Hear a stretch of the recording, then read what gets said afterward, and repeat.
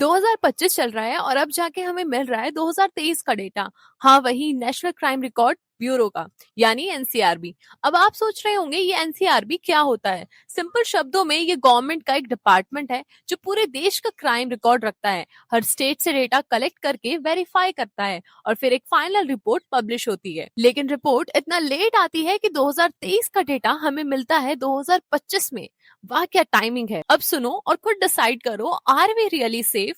2023 में 6.24 million crime register हुए, 2022 से 7.2% ज्यादा। मतलब सिंपल है, इंडिया में हर 5 सेकंड में एक क्राइम होता है। क्राइम अगेंस्ट वुमेन 2023 में महिलाओं के खिलाफ 4,48,000 से ज्यादा केसेस रजिस्टर हुए। सोचो, 4 लाख से ज्यादा औरतें, और सबसे ज्यादा केसेस उत्तर प्रदेश से थे। इनमें से 1,33,000 से ज्यादा केसेस सिर्फ क्रुएलिटी बाय हस्बैंड और रिलेटिव्स के थे, और 29,670 रेप केसेस सबसे ज्यादा राजस्थान से थे। बच्चों के खिलाफ भी क्राइम कुछ कम नहीं है, 1,77,000 से ज्यादा केसेस रजिस्टर हुए, 9.2% तक इंक्रीज हुए हैं 2022 से। और शॉकिंगली 96% केसेस में कल्प्रिट उनका अपना ही था।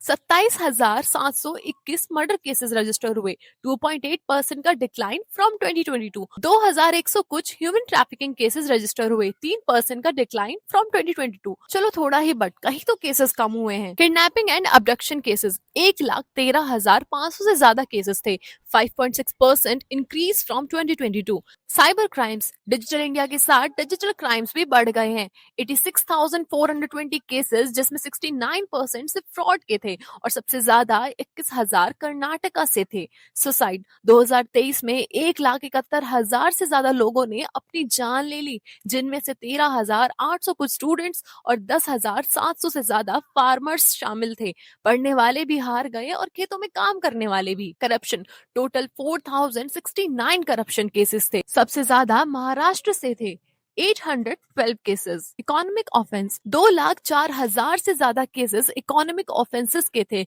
6% इंक्रीजेस फ्रॉम 2022। और फेक करेंसी, 3,51,000 से ज्यादा नोट्स वर्थ ₹16 करोड़ से ज्यादा सीज हुए।